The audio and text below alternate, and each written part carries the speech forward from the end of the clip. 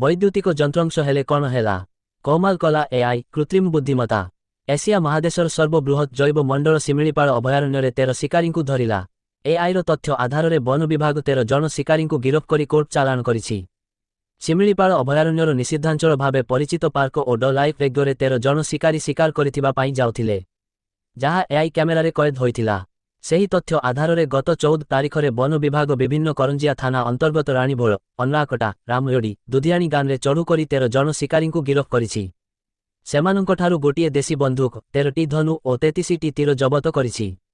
ଗତ କିଛିଦିନ ହେଲା ଶିମିଳିପାଳ ଅଭୟାରଣ୍ୟରେ 100ଟି ସ୍ଥାନରେ ଏଆଇ କ୍ୟାମେରା ଲଗାଯାଇଛି। ସେହି କ୍ୟାମେରା ଶିକାରୀଙ୍କ ଫଟୋ କଏଦ କରୁଛି। ଏଆଇ ତଥ୍ୟ ଆଧାରରେ ବନ ବିଭାଗ ଶିକାରୀମାନଙ୍କୁ ଧରିବାରେ ସଫଳ ହେଉଛି। ମୟୂରଭଞ୍ଜ ଜିଲ୍ଲା କରଞ୍ଜିଆରୁ ବି. ଦିବ୍ୟେନ୍ଦୁ ଶେଖର ଅଙ୍କ ରିପୋର୍ଟ।